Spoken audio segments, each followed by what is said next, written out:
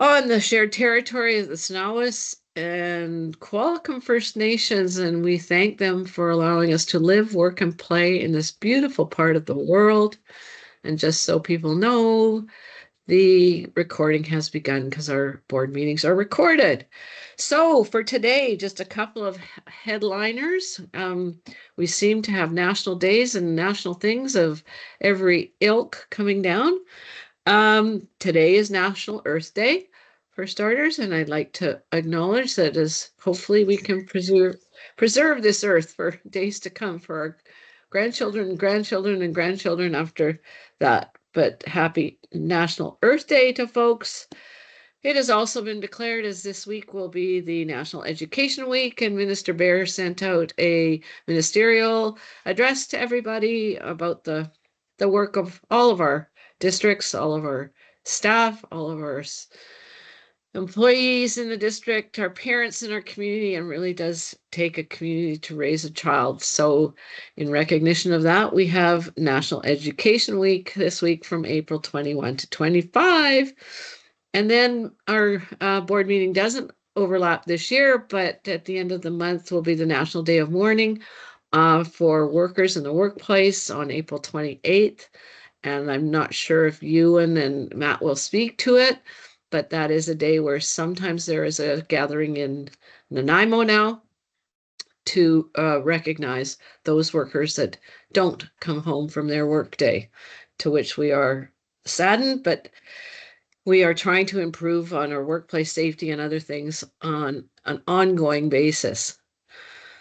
Lastly, just to comment on the time of year we are at, it is our budget time of year.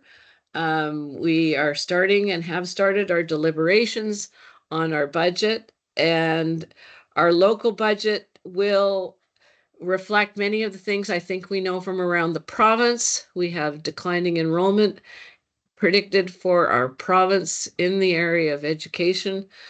We have static provincial funding and escalating cost pressures, benefits packages, replacement costs, things like that are going up. And this is not to leave us as being out of the cold and in the cold necessarily. We will be experiencing and are experiencing a $2.5 million deficit for our budget this year, to which we are working very hard to allay the effects to our classrooms at the heart of it. And these deliberations will involve meetings, certainly with the board, the public, throughout May and into June. But we need to, and likely will have layoffs to close this gap. But we will be definitely out there talking about it for the next 2 months' time, and welcome everybody's input. So let's move on to our agenda this evening. Could I have a mover? Could I just make a comment, please? Okay. Yeah. Trustee Young? Yeah. Just, I read the statement from Lisa Bear, and I thought it was a fairly good summary of some of the things that the province has been doing. I'm wondering if we can just put that statement into our minutes, just so that people are aware of what's going on. Yeah, maybe could be, because we do receipt of ministry releases, but she just released that today. So thank you for that, Trustee Young. Will be take the liberty of putting it in the minutes, although it wasn't received ahead of time to create the agenda. So could I ask for a mover and a seconder to adopt our agenda as presented? Thank you, Trustee Kellogg. Seconded, Trustee Young. All those in favor? Carried. Trustee Kurland, I hope you're on side. Approval of our consent agenda, which, as I said, reflects things like ministerial and ministry news releases, and Trustee Young's presentation or a summary of our reports will encompass the consent agenda. So could I have a mover and a seconder to approve the consent agenda? Thank you, Trustee Kellogg. Seconded. Seconder, please. Trustee Austin, thank you. All those in favor? Thank you very much. Carried. Delegations, there are none tonight. No questions have been submitted to our question period. Business arising from the minutes. We have an item that is a deferred motion from our March meeting on the closure of the Qualicum Commons. We have been proceeding as planned with the town of Qualicum and have made good progress with our discussions with the town of Qualicum as it regards Qualicum Commons and the tenants therein. So I would ask Trustee Austin if you would be in agreement to withdraw this motion from the table at this time, because I think we have gone beyond it. Are you in agreement? Yes, in light of recent events, we can withdraw this motion. And for withdrawal of a motion, I need consent of trustees, just by a wave of your hand or whatever. It's not a formal vote. Thumbs up. Everyone's okay with that, so that's great. Thank you very much, Trustee Austin, and I think we look forward to a relationship with the town of Qualicum and the future of the Qualicum Commons in a very positive community way. So first off, I'd like to call upon for our stakeholders or partner organizations. Could I call upon Matt Wood from Mount Arrowsmith Teachers? Hello. Just getting myself organized. Technology was failing with me today. We always have dark days. Always have something going on. Yeah, so thanks again, Hayawanat, bonsoir, and good evening, everyone. Thank you, Chair Flynn, for all those informational items you provided at the start of the meeting. So I won't go into too much detail on that. I also just want to, but I will highlight April 28th is actually two things this year. We are having our in-district Pro-D, professional development at sites and school-focused. So these are school-focused seminars and discussions that will support the work of teachers. That happens on the Monday, which is also the same day as the National Day of Mourning. So I want to bring that in light with everyone. I also want to note that the National Day of Mourning acknowledges that workers killed and injured on the job. And that day in Canada, we remember all those who have died or have been seriously hurt while working. These tragic deaths and injuries happen to people who are mothers, fathers, sisters, and brothers. They happen to friends and family members. They happen to both the very mature and the young. Unfortunately, students are most likely to be injured on the job, as they are the young workers who are eager to do a good job. They usually have less experience and are possibly less aware of the risks of work. The hope of observing the Day of Mourning is to bring into consciousness our own safety at work, in our case, schools, and to educate students about their rights to workplace safety. Many of our students in our schools have part-time jobs and perhaps are soon moving on to full-time. We hope that by observing the Day of Mourning, that we all will remain conscious of your own safety at school while educating our students about their rights to workplace safety. We want to encourage our students to insist that their employers will establish and follow workplace safety training programs and procedures, and always exercise their right to refuse unsafe work. There are some new stats. In 2023, there were 175 work-related deaths in BC. Of those, 3 were young workers aged between 15 and 24 years old.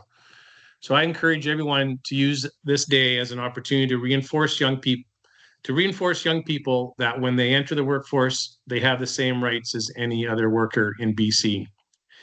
The best place to go for news of what's happening is the domschool.ca as well as dayofmourning.bc.ca. Both will have all the information for what's happening on next Monday. Secondly, I often speak at this meeting about the inconsistent, inadequate, and inefficient manner that the ministry allocates funding for public education.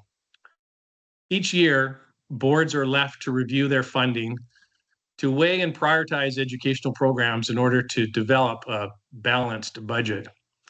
This always places school boards into a state of what I am calling a functional budget dystopia.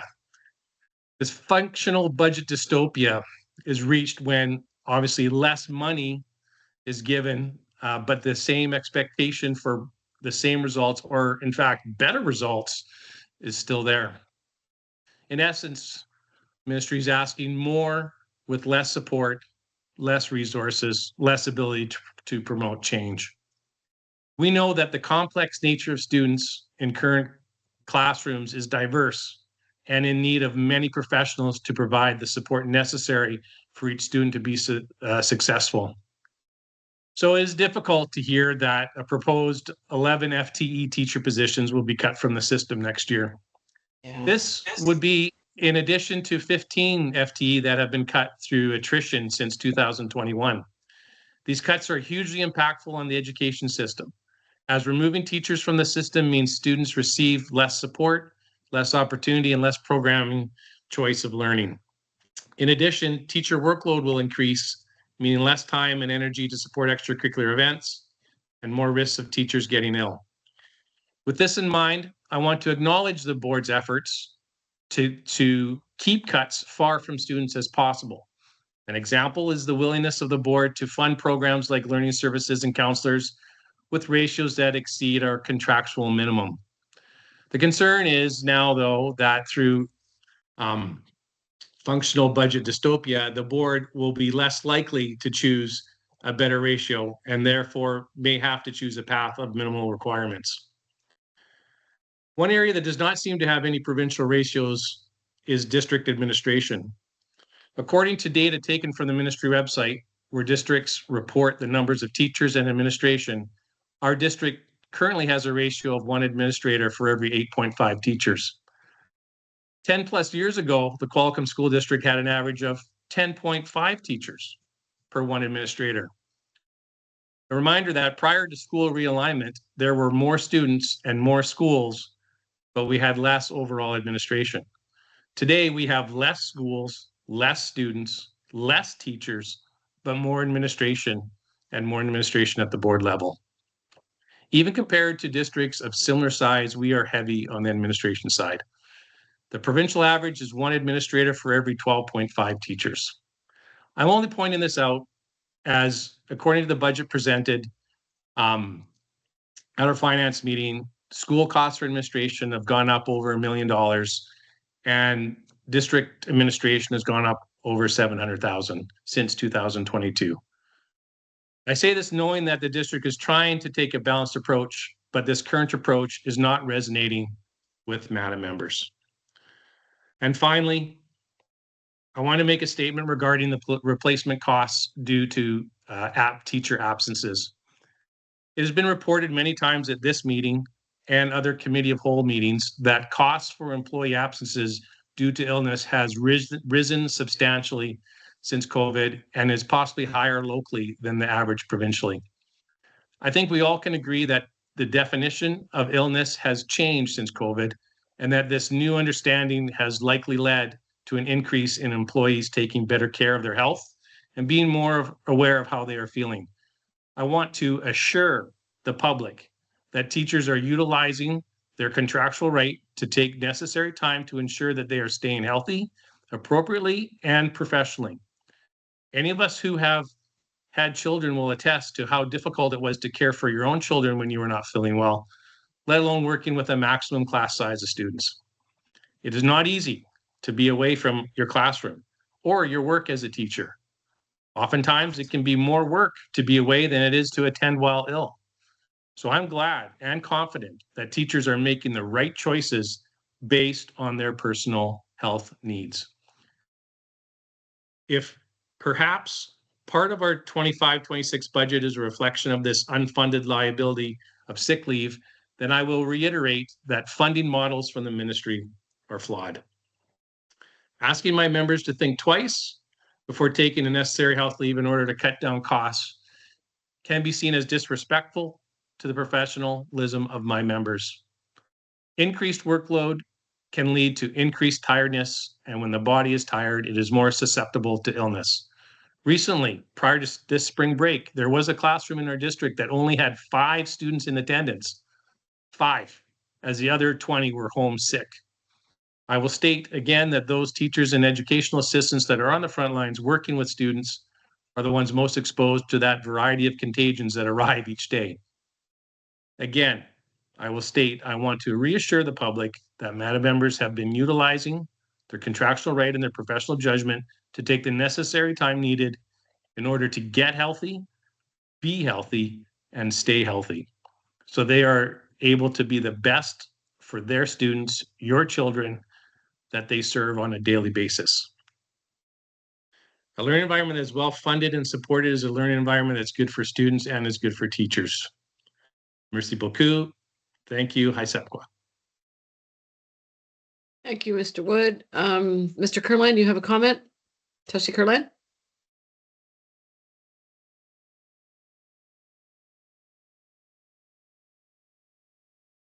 No. Okay, I'll call upon Mr. Rycroft, QP Local 3570. I can't seem to get rid of that hand.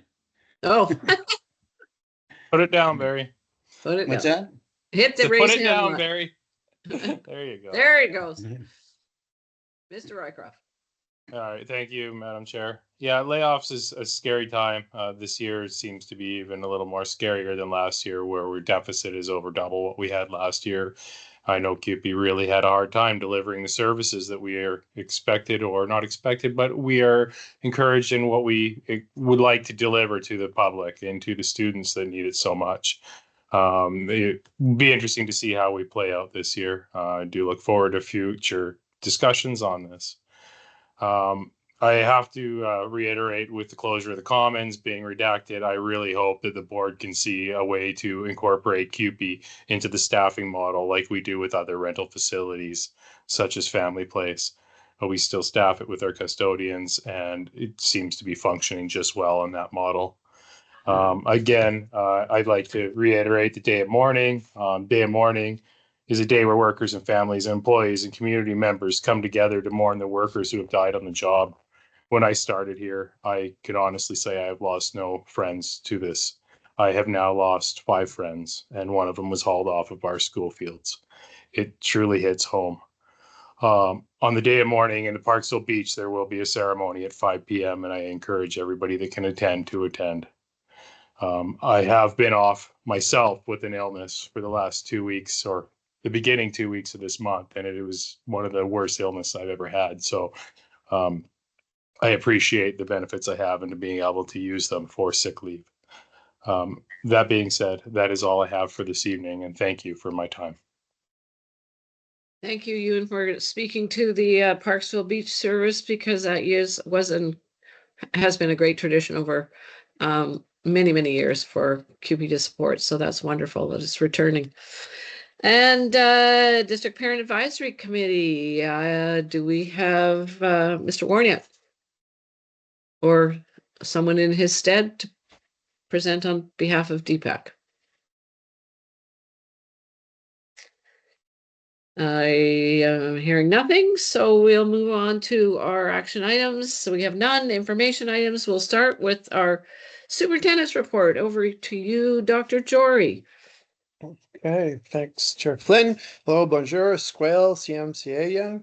Good evening and happy April, May, June, everyone. Here we are again in the downhill run to year end. It's great for everyone to be spending more time outside and enjoying all the brilliant opportunities for activity and learning that can take place in this beautiful island context.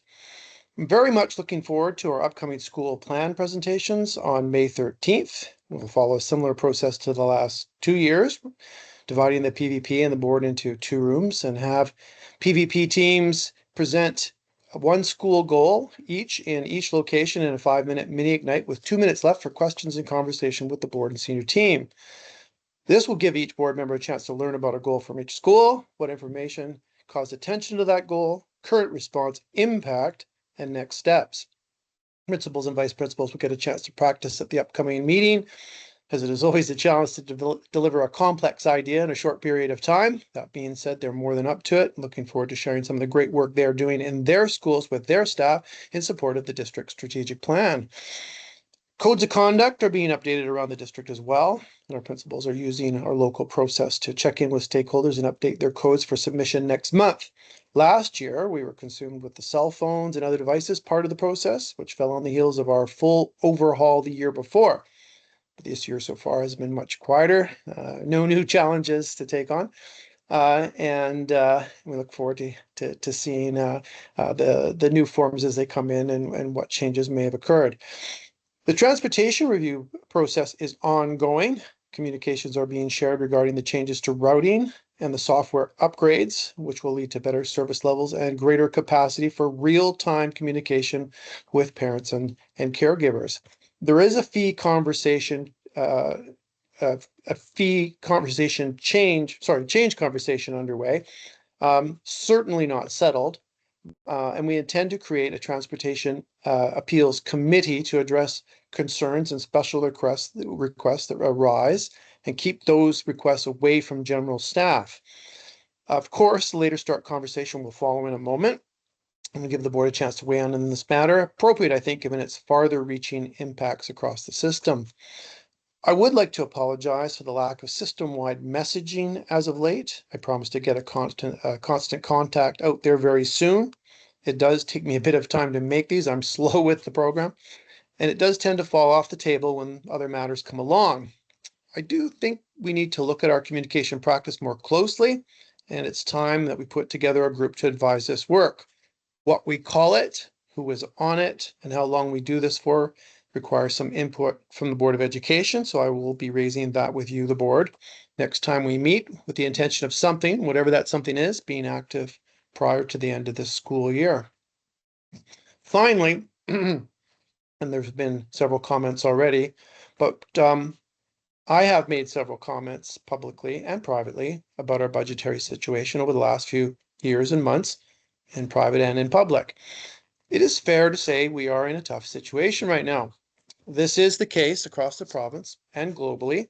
There has been inflation, increases in benefits costs, increases in replacement costs, and the monies that were borrowed to get us through COVID have run out and the governments need to pay them back. The call I was on today, the budget deficit provincially is now identified as 11 billion with a B, sorry. As well, we are, as you know, in down enrollment and will be one of the 17 districts in this province going into funding protection. Yes, there will need to be reductions. Some of the observations that I often make about our school district are around how well we staff our schools. Our ratios are on the high end in just about every category, and sometimes in contrast to how lean we run elsewhere. This is my 6th school district, and that experience helps give some perspective, as does paying attention to the practices of others around the province, as I've had various roles in various locations. There is some nobility in doing business this way, I will acknowledge. It certainly sounds better in tougher times to say we're keeping reductions away from the classroom as best we can. I get that.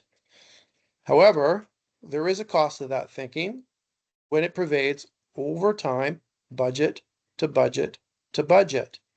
Infrastructure must be maintained, equipment replaced, supplies replenished. In regard to admin in its various forms, poor supervision can be insidious in an organization with several hundred employees, and I would ask us to be very careful about advocating for further reductions there in the present or future. Reductions are not fun, and we sympathize with everyone who will experience anxiety, upheaval, and especially job loss. We do believe that within a relatively short period of time, all of our displaced staff will find a position again. But we know in the meantime, this experience is not enjoyable for most. That being said, and I'm at risk of being functionally dystopic, I am confident that we can not only function, truly, but continue to grow our practice, support our strategic plan, and provide a great learning environment for our students. I do believe this. Despite the hardships upcoming, our staffing ratios will remain at least level, this is important, if not stronger, than the districts around us and the typical sector standards. I'll say that again. despite the hardships upcoming, our staffing ratios will remain at least level, if not stronger than the districts around us and the typical sector standards. I also have great faith in our personnel, our leadership, our emerging structures, and believe that great practice will win and progress will continue. As I said last month, it would be nice to not be having this conversation. We do not enjoy this work. But here we are. And when we signed up for these roles, we did not sign up for the good times and the good times alone. We signed up for the entirety of the work, and we must go forward and do it without flinching, without shirking, without blaming. It is the work that needs to be done. My colleagues will provide some educational updates after we talk about Later Start. Again, thank you to all of you for doing what you do, whether you pay the bills, cut the grass, patch the holes, reset the clocks, dot the I's, or cross the T's in any way in support of the students in this school district. Your efforts are noticed and appreciated. Thank you. Merci. Et cette fois. Thank you, Dr. Jory. Does any of the trustees have any questions of Dr. Jory's presentation? Seeing none, I call upon Dr. Jory then to continue with the Later Start times motion from 2025-2026. And I think to begin, so that we adhere to rules of order, I will move the recommendation that the Board of Education, School District 69, Qualicum approve the Later Start times as presented to begin in the 2025-2026 school year. Could I have a seconder, please, trustees? Thank you, Trustee Kurland. The floor is open to you, Dr. Jory, to present your findings and your paper, which is included in everybody's package, pages 17 and 18. Yes, and when I'm scrolling through, it says 2021. Well, depending on where you're looking at the number. Oh, it's in thank the you. agenda. It's in my agenda list, so 17, 18. You could be 2 pages ahead, maybe, yeah. Well, anyway, thank you, Chair Flynn. Appreciate the introduction. This is an ongoing conversation, of course, going back to basically November of not this school year, but the previous school year.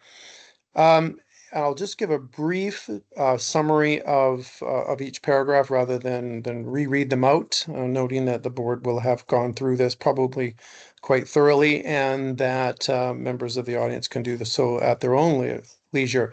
Essentially, there's a number of factors that drive school times. Some of its history. We have to meet our minutes as per the regulation, but you know, the transportation system in every school district looms large in this conversation.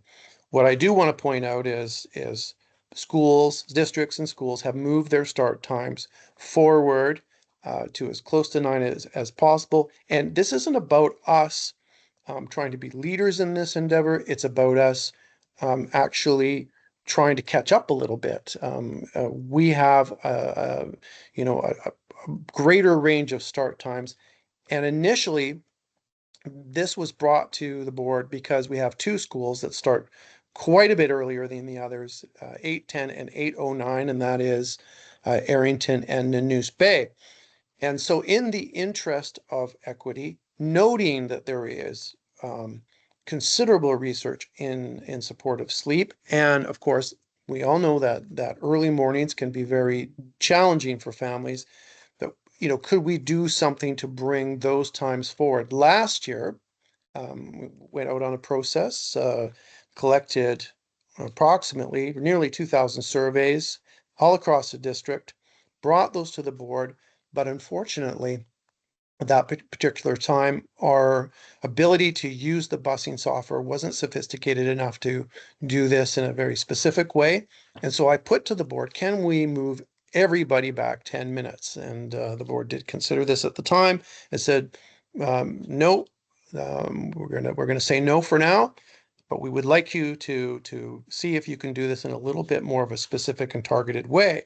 The good news is we're farther along now, and the transportation department was able to put forward a new set of route times that adjust the start time in our 2 earliest schools back to about 8:30. We've made our 2 secondary schools a little bit later each, which was also part of the intention. So they're now in the draft here at 10 to 9.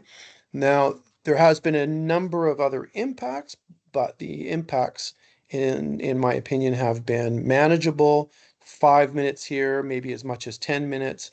And if you scroll all the way down, you can certainly see the current times versus the proposed times. And the schools that I've named as being in, targeted for this, the times are greater.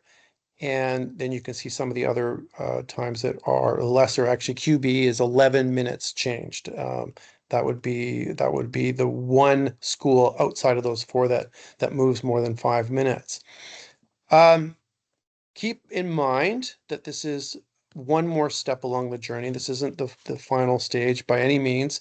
The transportation department is continuing to work towards better service and better efficiencies. We have a courtesy rider issue that we need to deal with. Essentially, we have 500 students that we have over time created routes for, and so that needs to be looked at. We're looking at different fees. The board is going to have to approve those, or we're going to have to find another way to kind of get at that conversation remains to be seen. But for right now, I'm putting this new set of start times in front of the board for their consideration, and I'm hopeful around gaining their support through this approval of motion. And I'm doing so not because, I believe that ultimately bell times are a board decision. I'm doing so because it's much broader than something that is operational in nature. If it was a minute here or a minute there, or minor changes within the bookends, saying, well, this is really our purview as staff, we have to do our work. But noting that we are going to make some fairly significant shifts, noting that we've gone out to the stakeholders and asked their opinion, noting that there's a number of factors in play, including the impact of sleep and mental health and ultimately learning, wanted to include them in this conversation and garner their support. So that's a kind of a bit of a ramble, quick summary. Certainly the details are included in this briefing note, I hope, but I assume there will be other questions. And so now that I take that off my own screen, I can see that there are. I'll turn it back over to you, Chair Flynn. Thank you, Superintendent Jory. Trustee Young. Yes, well, I'm in favor of later start times. What I hear in the survey information and also from parents through the PAC meetings that I attend is some concern about the lunch times, and I'm wondering if that's not in your briefing note. So can you just kind of lay out, particularly for the high schools, I think is where that's coming from. What's the lunch times? Yeah, I'll talk a little bit about lunch times. And I did, the earlier version that I shared with you did have proposed lunch times, but I shared those with you, noting that there was work to do at the schools, and that our manager of transportation, Grant Brunkle, had put those in as a placeholder, so we could make the numbers all work. And so at elementary, and you're not specifically asking about that, each school is going through a process, whether deciding whether it's 30 or 35 minutes essentially, and it really comes down to do they want to have a longer recess or a shorter recess, and do they want to have a longer lunch, and balancing those overall times to hit the number. And so it's going to be a little bit different at each school, but that doesn't really ultimately matter to the bus routes. That's the operation of the school, and really all we're asking is that they have a very high level of engagement with their staff committees, because this is a great place to have those conversations, the pros and the cons of these different options. That same process is happening at the high schools, and the window is just a little longer. And the holding number or the start number was 42 minutes, not 35. And what I understand to be happening is our two principals are talking to each other about how they're getting at this. They're having conversations with their staff committee, and whether it lands at 42 or 45 minutes is essentially, going to be up to them, whether they take a minute out of break time here, or, have the end bell move a minute or whatever. That is in process. And so for me to speak to it and where it's going to actually land, I don't know quite yet. I did check in today, conversation not over yet. In regard to the amount of time for lunch, and keep in mind, I've worked in lots of different places, schools, levels, high school here, middle school there, supervised high schools. And what I can tell you is a 54-minute lunch, as it once was, is pretty long. And that we end up dealing with a high number of incidences in that later part of lunch. And there's lots of expressions around this. There's lots of, if I ask the principals to collect data on this, they'd be happy to oblige me. But for a lot of kids, when you get into that last 10 minutes, it's hard to kind of to stay on track sometimes. And there's just a real interest there in doing what's right for kids and getting them back into class, rather than encouraging them to wander farther abroad, or, potentially get into more mischief. There are things happening at lunch that people want to participate in. That's great. I applaud that. I just believe that those things can still continue on with that same level of robustness, even if it's, a little bit less time. My team over there at KSS, the principal team over at KSS, was listening to the students around that topic. So, okay, well, sometimes the kids want to go downtown and get their lunch. We're not saying that, that they shouldn't. Maybe we'd like them not to so much, but we're not saying they shouldn't. And so what they did is they walked down to the downtown very slowly, very, very, took a breezy walk down to the downtown, got themselves lunch, took a very easy walk back to the school, and they were able to get back in 36 minutes, which is well within that 45-minute window, or 42-minute window even. So I'm comfortable with the way that it's netting out. It's not going to be to everyone's preference. I get that, but it will certainly solve a number of problems, and really that shorter lunch is in response somewhat to student feedback saying we don't want the end of the day to be pushed back as far as you're proposing originally, or we were proposing originally. So,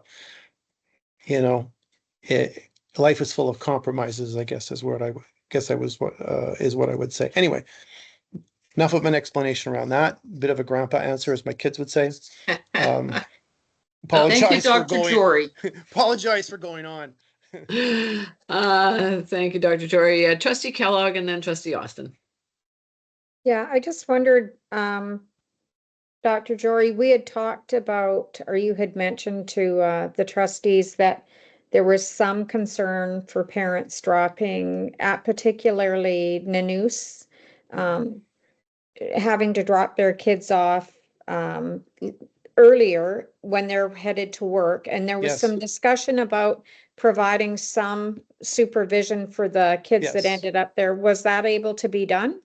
Well, we're not done yet, but when we did the surveys the second time, we had a slot in there for people to say, would some kind of childcare in the morning be helpful? And 80 people responded yes. Doesn't necessarily mean, depending on, we weren't getting their agreement or not, through that, but 80 people said yes. And so I had a conversation with our daycare principal, childcare principal, and she's putting together an information package and some proposals to put out there in response to that. So we recognize that people have their routines, they get used to operating in a certain way, partially because we've been operating in a certain way. It's not always easy for them to adjust. Sometimes they do it very easily, sometimes it's harder, but we do endeavor to have different possibilities in the morning at our schools if that if that is a need, and we're seeing that it is. Thank you. Trustee Austin? Thank you. And I want to thank everybody that's worked on this. This is, it's a bit of a logistical nightmare. There's been so many moving parts and trying to get them all to work together and getting all that feedback from people. I really appreciate the time and effort that's gone into this. So a couple of questions. One is, I mean, you've already touched on it in terms of the high school. There's an 8-minute difference there. And I'm just really hoping that, as you say, maybe it can come out a minute here, a minute there throughout the day. But I really hope that the bulk of that doesn't affect the lunch hour, that 8 minutes. There's an addition, like at KSS, it's 18 minutes later start time in the morning, but only a 10-minute. It ends with only a 10-minute difference at the end of the day. So that's a difference of 8 minutes that has to be made up for somewhere. So I'm just really hoping that doesn't, the lunch hour doesn't get affected too much, and they can find, little minutes here and there throughout the day and spread it out. My other question is, I'm not sure if you'll have the answer to this, Peter, and maybe we can call on Brent if we could. The drop bus off times at Arrington Elementary, it's going to move ahead 20 minutes. But the last time I looked at the bus drop off times, the bus would still be dropping off at 8:15. I guess my question is it really going to make much of a difference to those kids that take the bus, this 20-minute time change, if the bus is dropping them off, so much, 15 minutes earlier than the bell? Yeah, this whole thing is a series of compromises. Complicated. It's a series of, yes, it's very complicated. And there's a series of compromises. And, I'd be nice to I'd like to be able to wave my hand and, come to you with, 9 o'clocks across the board and, have the drop off times be within 10 minutes of that. And, everybody be happy. I don't have that kind of power. The issue, as I understand it, that you're talking about is the gap between the buses, showing up and school actually starting. My understanding is that gap ostensibly already exists. It's just rolling forward. So it's not creating a new problem. It's also not solving the problem. But what I am pleased about is the pickup times are moving forward as well. That's incredibly important. I know, and I didn't say this in my earlier piece, but 2 years ago, and this really got my attention, I found out that we had kids being picked up on the side of the road prior to 7 a.m. Prior to 7 a.m. for our 2 earliest schools. That was alarming to me. That's not a good thing, especially, it's never, that's too early in my opinion, frankly, so I'll just say it. But in the winter time, it's dark, and that light, it's not even light for, that a window of light, where kids are out on the side of the road at 7 a.m. is becomes really, it's an issue here. So pushing those times back. Now we've managed to make some minor changes through just better planning and better routing, but to take a time that's now 5 after 7 because of the changes and push those early pickup times back to 7:25 takes, in my opinion, a significant load off families, and also makes for a better, safer environment for kids who are now waiting on the side of the road and ostensibly in better light. So all of that kind of has to be factored in. I know that there's a number of issues out there, like, well, this is a lot of conversation to move this, at high school, for example, from 18 minutes forward or whatever it is. Maybe it should be more. I agree. It'd be nice if I could make this perfect. It's not. But I do still see this overall as a major step forward for sleep in kids, for equity in the system. And I think it's going to take a load off a number of families out there that have struggled historically with our start times. And I think that ultimately it's going to lead to a better learning environment. Minor changes, yes, but it's something. Trustee Austin, a follow-up? I just wanted to say, I will be supporting this motion because I do think we have to make the start. And to follow up on what Peter said, there may be some real bumps and hiccups when we do this, but if we don't do it, we don't know what those bumps and hiccups are, and we won't know how to address them. So I'm in favor of the motion, and hopefully we can resolve problems as they arise, and trying to deal with problems that we anticipate before they even go into practice as well. So thank you, everyone. Thanks, Trustee Austin. I don't see any further hands. So if trustees are okay, I'll call a question on the motion, which is to approve the later start times as presented to begin in 2025-2026 school year. All those in favor? Carried unanimously. Thank you very much, Dr. Jory. And I think Trustee Austin's comments are right. We've got to start somewhere. And yep, there might be some bumps and hiccups, but I think we can, having been a parent through the very early morning start in the news and having them stand at the end of the driveway for a bus at 7 o'clock, it is very dark in the wintertime. And actually, it only lasted a week. So there you go. Okay, educational programs update. Now call upon our Director of Instruction, Mr. Terpstra, and Associate Superintendent, Ms. Wilson. I don't know who's going first tonight. Over to you two. I can start us. Good evening, everyone. I'm just honored to announce that we've had a series this year, Learning Alongside the Nations and our local nations. Our fourth in the series this year, we have actually been invited to the Qualicum First Nations, which is an honor and a privilege. I do apologize to trustees, and these dates were set and their dates, and I understand you will all be away.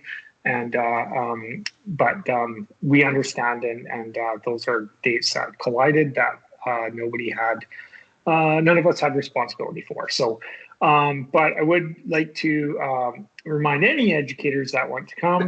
It's this Thursday. It's going to be one of a kind event. We're also honored to hear from Dr. Chelsea Horton as the keynote speaker. And we encourage all educators out there on the call right now to look for the email and RSVP to that event.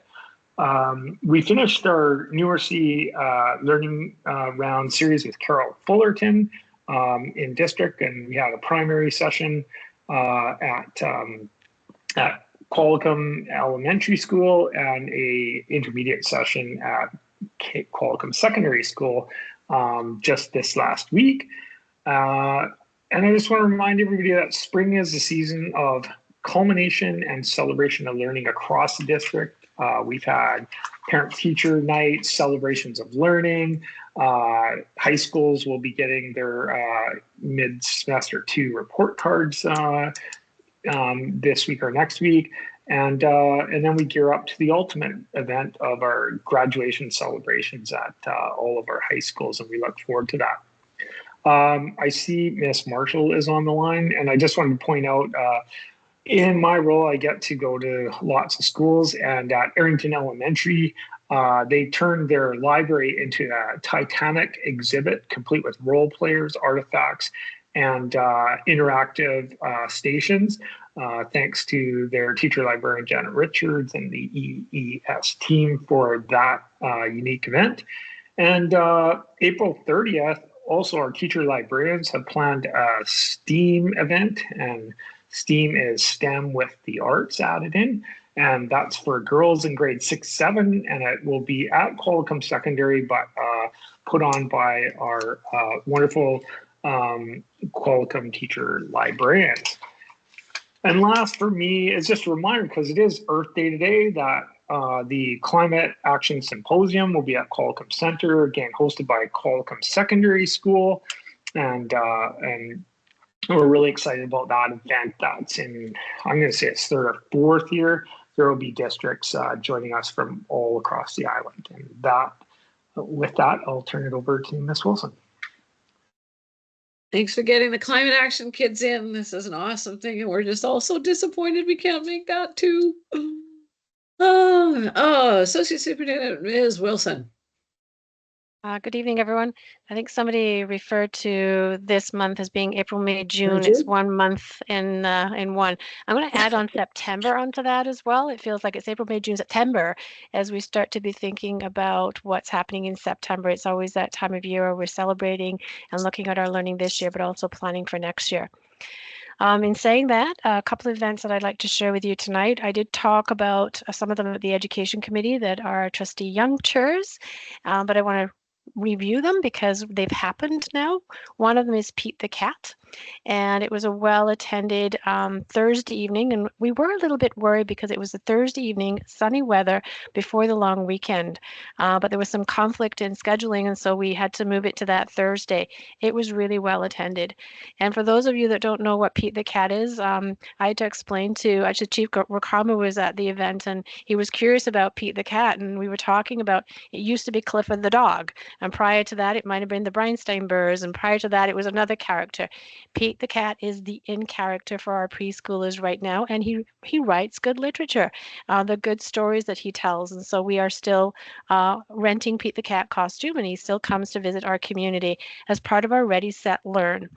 It came out of a conversation with our community partners that some of our families, when they start kindergarten, are not aware of some of the services that are available in our community. So we talked about what if we did an event prior to them starting kindergarten that would share all of the services and resources that families can go to in the community. So we had sources and RDN, child and youth mental health services. We had some amazing kindergarten teachers there that were showcasing what happens when we come to kindergarten, how we get ready for our students. So Métis Nations were at the event. So again, I'm sure I've missed many. Our public health share at the event. Lots of opportunity for families to learn about what's available in our community. Big thanks to Oceanside Building Learning Together, who act as the chair people for organizing and sitting there doing the registration table. Our pre-K program starts this Monday. Our staff have been hired for that program. And again, that's a pretty unique program to our community and our school district. And we do that particular program through a grant that we get through the Ministry of Education as well. Orientation and planning is on Monday, and the first session will be on Tuesday. We have about 130, unless Ms. Morrison's online and corrects me, because it keeps creeping up, not creeping down, in terms of the number of students that are coming and participating in that 2-day, 5 weeks, 2 hours a day. So looking forward to that. Want to acknowledge the News Bay Elementary School and Qualicum Beach Elementary School, who hosted some short-term international students this past week. And I'm hoping that we can have some of our students that hosted perhaps come and talk at the Education Committee, Trustee Young. And I'm curious about that because we want to do it for two reasons. One is about sharing cultures from other countries to our students that are here. And so hosting a family or a child for a week often provides that opportunity to have that youth-to-youth conversation around what it's like living in different countries. A couple of dates to watch for, because I know trustees are always curious about them, as well as public. Organization and planning is well on its way for the Grade 7 Health Fair. Again, another unique to Qualicum event where we host a health fair for our grade 7 students. They get the lanyards and feel really important, and it's a conference for them around health. We've got some great speakers this year, trying a little bit of a different format. We're taking a little bit of a risk, and so we are doing more of a science for kind of gala walk for community agencies for part of the day. So we'll see how that goes. And then please put in your notes in your calendar that our grad walk this year is going to be June the 11th. That brings many tears to some of our teachers who see the littles that they are, see the now tall students that they had when they were littles graduating and ready to walk across that stage as they complete their years with us. So put that in your calendar. It's always a bit of a tearjerker as they go back to their elementary schools. And that's it. Thanks. And I have a comment, and then but first I'll call on Trustee Kurland. Trustee Kurland.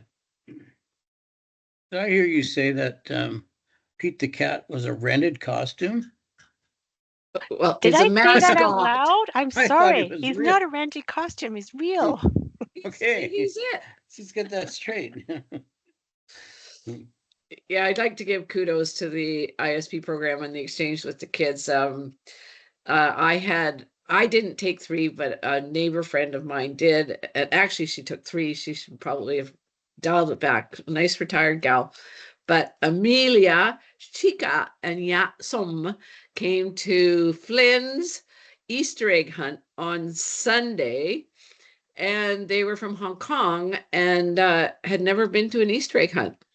And I gave them little baskets and away they went, and they were just all over, whizzing around. And then, of course, hot dogs and s'mores and everything else.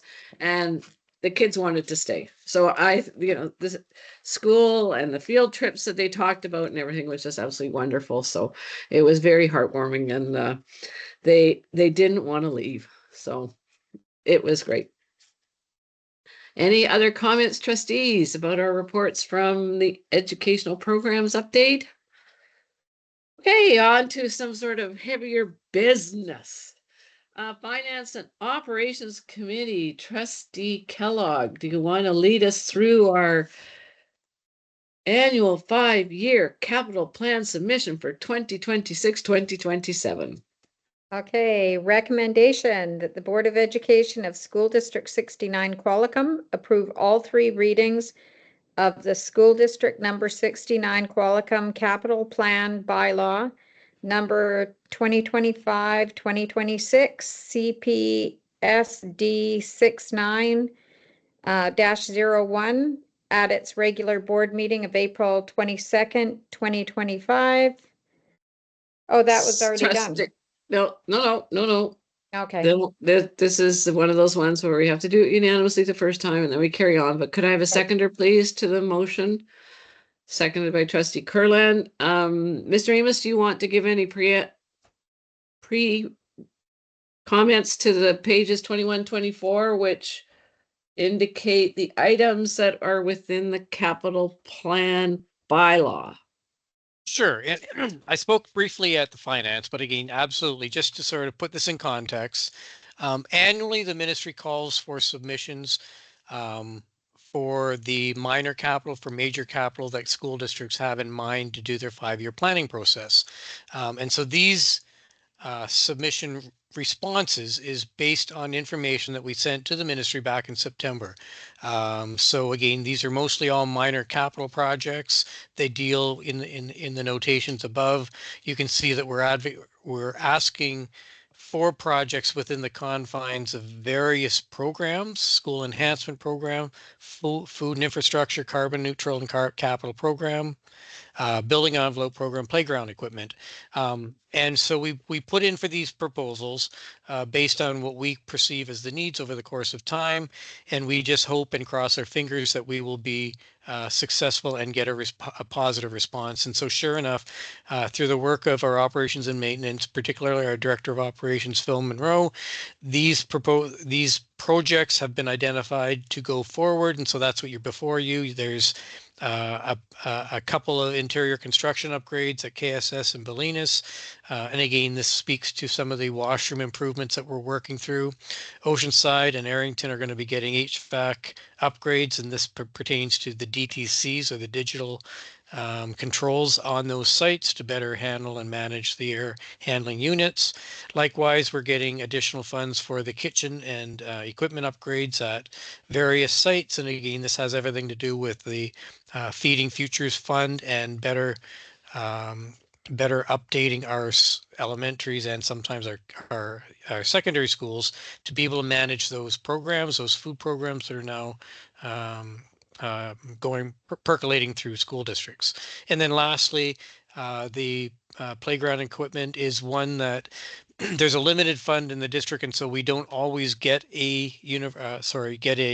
playground per our school. The last time we received one was 2 years ago, so thankfully we were able to get one for Springwood, and so that they will all go forward once this bylaw is accepted by the board. And the work will happen over the next basically 6 months. Planning has already started for many of them, and then we'll get operationalized leading into the summer with the bulk of the work in the summer. That's it. Thank you, Mr. Amos. I have trustee Young and then trustee Austin. Yeah, I noticed today on the government feed that I get every day that they'd announced the playgrounds, but I couldn't find any of the details. So are we actually getting the playground equipment for Springwood? Do we know? Springwood. Sorry? That's the Yes, letter. it's in the letter. There. Oh, okay. I knew thought I saw it somewhere. Okay, thanks. Good. Yay. Trustee Austin?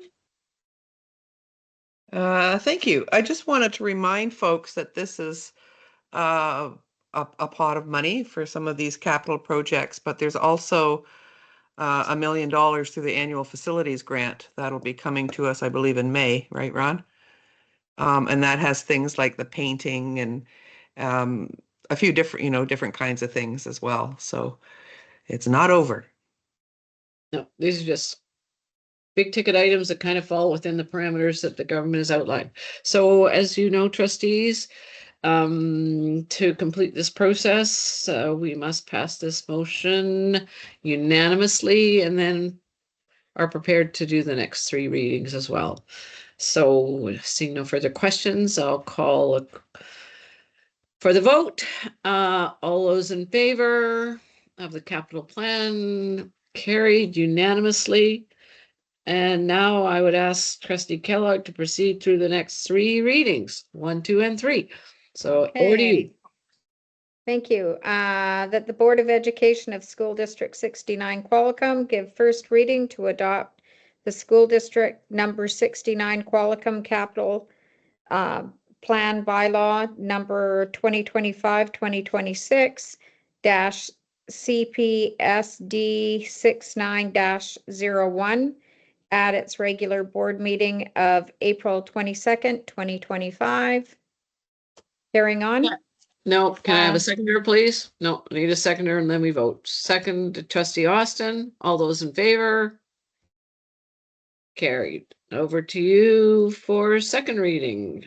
That the Board of Education of School District 69 Qualicum gives second reading to adopt the School District number 69 Qualicum Capital Plan Bylaw number 2025-2026 CPSD 69-01 at its regular board meeting of April 22nd, 2025.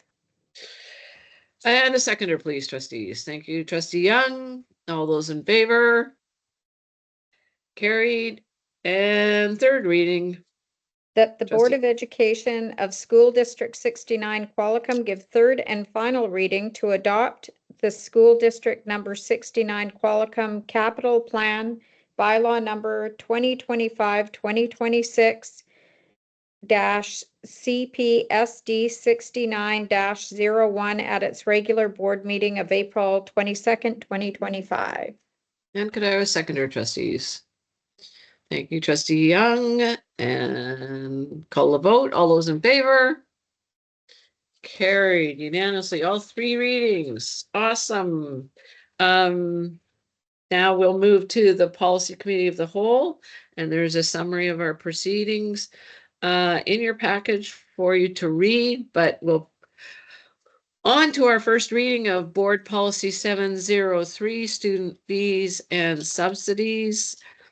I move that the Board of Education, School District 69 Qualicum approve first reading to adopt the revisions to Board Policy 703, Student Fees and Subsidies, and this is on page 2931 of your package. Could I have a seconder, please? Thank you, trustee Kellogg. Any questions, trustees? Call the question. All those in favor of first reading? Thank you very much. Approved or carried. Board Policy 600 Personnel, that the Board of Education, School District 69 Qualicum approves second reading to adopt the revisions to Board Policy 600 Personnel. This is in your package, page 32 to 33. Could I have a seconder, please? Thank you, trustee Kellogg. Any questions, trustees? Seeing none, all those in favor?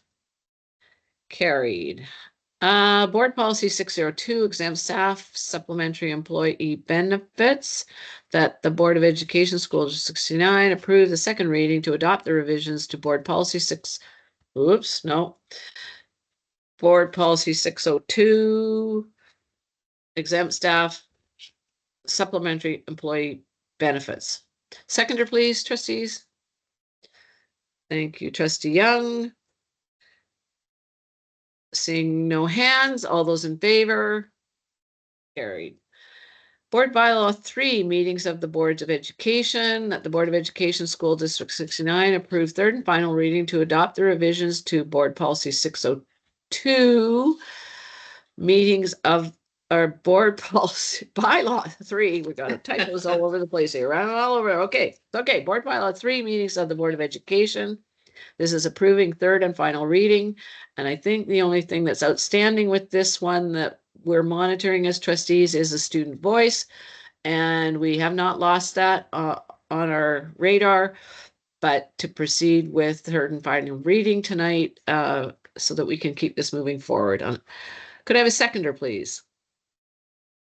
Thank you, trustee Young. All those in favor? Carried. And now to approve third and final reading and adopt the revisions to board policy 500, communicating student learning and rescinding it from its current administrative procedures. No, that can't be. Anyway, I'm going to end at student learning. I think the administrative procedures, I'm going to have to call upon Mr. Terpstra here because he made some last minute adjustments. The admin procedures we're not rescinding them. We're approving. Yeah, the admin procedures were rescinded. They have been and that's because of the new reporting order and our assessment communicating guide. Okay. So they're no longer necessary. Okay, so then I do need to attach that as a part of it. My apologies. Third and final reading to adopt the revisions and to rescind the current administrative procedures because we have ministerial direction to accommodate that. Could I have a seconder, please? Thank you, trustee Kellogg. All those in favor? Hang on. So there have been some changes since the policy meeting. Reporting order. No, the reporting. No. Okay, then I'm in favor. Yeah. I'm good. Yeah, it's the reporting order that stepped in the way of some of this work over time. Okay. Yeah. Board policy 502, field trips, that the Board of Education, School District 69 Qualicum give third and final reading to adopt the revisions to board policy 502, field experiences trips, and its attendant administrative procedures. Could I have a seconder, please, trustees? Second, trustee Kellogg. All those in favor? Carried. Board policy 504, copyright and intellectual property, that the Board of Education approve third and final reading to accept the revision to board policy 504, copyright and intellectual property, and its attendant administrative procedures. Could I have a seconder, please, trustees?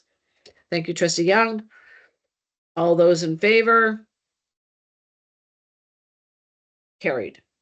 Board policy 507, programs of choice and specialty academies, that the Board of Education approve third and final reading to adopt the revisions to board policy 507, programs of choice, specialty academies, and its attendant administrative procedures.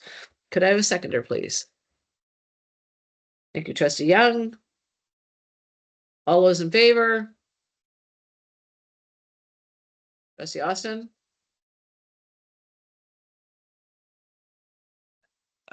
No, I don't think it for me. I'm still struggling with the fee part. I don't think it makes it very clear to a person, be them a parent or a student, reading this, that I don't see how it's very clear that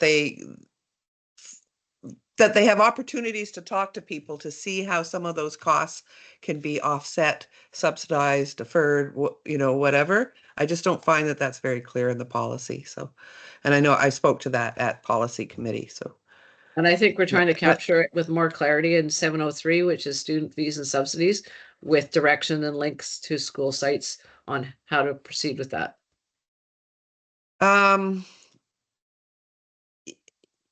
Oh, wait a minute. Here it is. Oh, it's at the bottom of this one. Okay, sorry. There it is there, but it's at the bottom of the thing. Okay, well then that's okay. Yes, Okay. sign me up for the vote. Sign me up Sign for me the vote. Carried unanimously. Okay, good. Education Committee of the Whole, Trustee Young. Yeah, I just want to do some highlights because it's a really good meeting, and Ed Committee tends to be the one that I think parents would be particularly interested in. So we had presentations from the Integrated Child and Youth Team, the ICY as we know it, and Braveheart, which is a really cool, very short-term project. So take a look at that.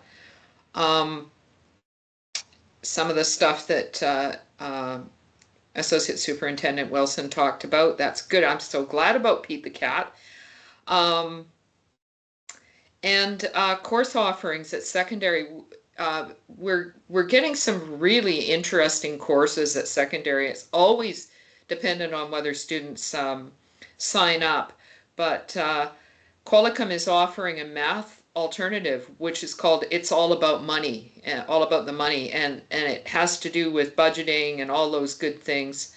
And then physical education courses that are aimed at promoting long-term physical health and wellness. So instead of learning I was an athlete, instead of learning all the sports that are team sports in high school that you never get to play as an adult, actually learning something that you can take forward through your whole life. Nicole Bolinas is offering philosophy, which I thought was really interesting. And they have offered the Human Services Program, which was really successful last year. I know I'm talking fast. We also talked about school fees. I think that's coming back again because it's a big conversation. It's a difficult conversation. We talked about school start times. We heard about that. And Feeding Futures funding. So keep your ears open because we've got some new federal money coming. We don't quite know how that's going to roll out. We've got a lot of upcoming topics for May, and hopefully we'll have students at our May meeting, which will be May the 20th at 2:30. That's a Tuesday. So having said that, there's stuff on the website. Please, please, if you can come to this meeting, it is the best, the most upbeat meeting going. So that's it for me. Thank you, Trustee Young. We have no reports from representative outside the outside organizations. Now trustee items, and I'm up first. Board chairs partner meeting report. This is, I'm afraid, been deferred during my absence at the last meeting, but is a meeting convened annually for superintendent, secretary, treasurers, and board chairs to all meet together and talk all you want to talk about ministry stuff for one day. Hear it all at the same time and ask questions sometimes if you want. So this year's sessions, I think the highlights for me was the continued pursuit of student safety. And I know that's part of our Safer Schools initiatives, and certainly opening remarks by our key speaker, usually at the grade 7 health fair, still touches on this because it is ever expanding and not always as safe as we think, as kids and tech and smartphones and the like continue to grow. We had a session on Indigenous education and the new role and focus that we have on the success of our Indigenous learners and also the representation of Indigenous teachers in our system. and the distinction-based approach to how things are trending throughout the province on Aboriginal grad rates and how we are doing. And I would encourage people, if they want to understand where we are here in our district, you can go to the ministry website, Aboriginal How Are We Doing report, and click in Qualicum, and you will have a updated report. And last but not least, and certainly is not going to be short on our radar for the times to come, is cybersecurity. Much talk about that. We have had 4, if not maybe more by now, school districts in the province that have been broken into and the like, and the government has put in resourcing to what is called focused education resources, which talks about services and things for districts to call to and bring into effect should we be in a cybersecurity incident. An interesting day, and certainly a full room of people with tons of experience on a lot of fronts. So that is the partners liaison meeting, which is held annually in the province by the Ministry of Education, the BC School Trustees Association, BC Association of Business Officials, and Superintendents Association. So we're all covered off. Next, Qualicum Secondary School Health Garden, Health Food Garden. Trustee Young. Yeah, I'm gonna take some time here for some other topics to Chair Flynn. Sorry. So I come to you from the from actually this Tsleil-Waututh area of the mainland and the shared territories of the Musqueam, Qualicum, yeah, no, Squamish and Tsleil-Waututh nations. I am over here. I always kind of plan a little bit of a vacation with my school district work, and we're over for the AGM, the BCSTA AGM. And I want to assure you, having looked at all of the motions now and worked my way through them, many of them are advocating for more funding. So to Matt from Matta's comment, we're constantly advocating for more funding.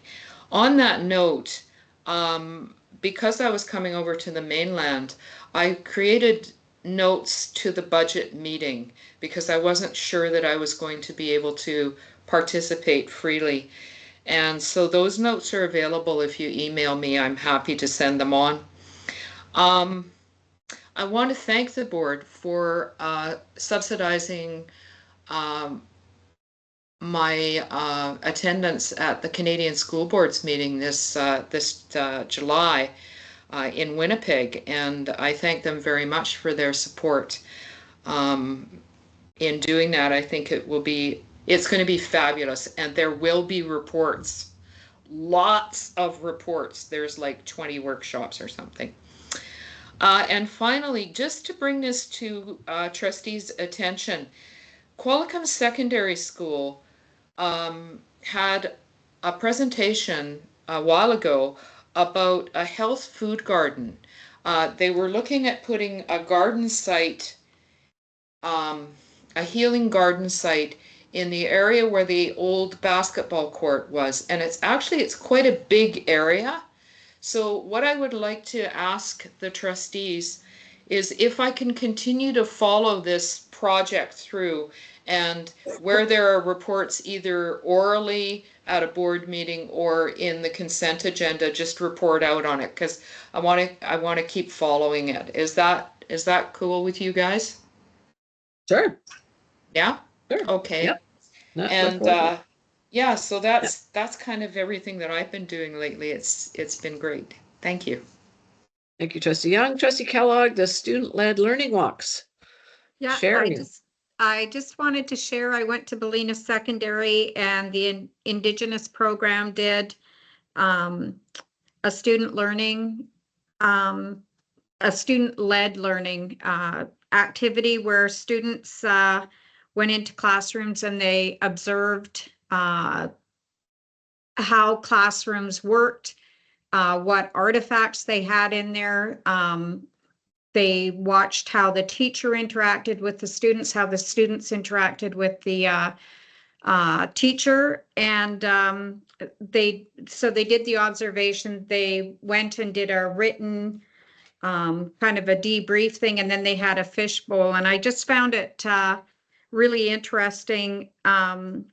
This was part of the strategic plan because it's the part of belonging, and their observations were of like options for learning, different types of options for learning, assigned seating when sometimes it's appropriate to have assigned seating, and making sure all students understand the lessons being taught. So that was some of the feedback. But what I really liked was at the end, they had really positive comments about the teachers and the classes and the students, and their observations were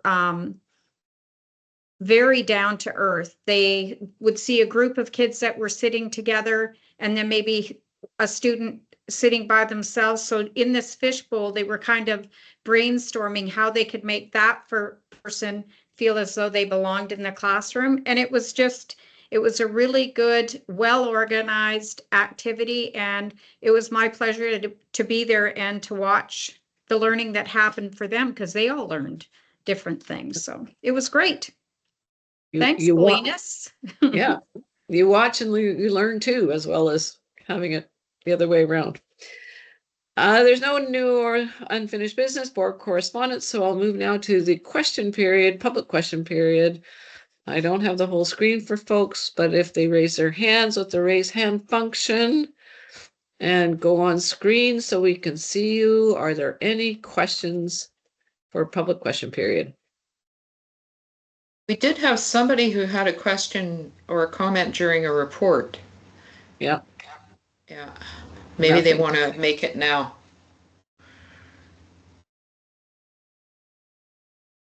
I'm not I didn't know who they were or whatever. It was just. That was Just Jenna, depends. and I don't see her on here anymore. Yeah. Oh, okay. It's possible that I labored the point enough that her question was answered. Sometimes it works. Okay, seeing none, could I have a mover to close the meeting this evening and adjourn? Meeting to adjourn. Thank you, Trustee Kellogg. Thanks, everybody. And yes, I'm sorry to miss the KSS fair, and we're off to Vancouver to advocate. Yeah, really. Have a nice evening. See you all soon. Yep.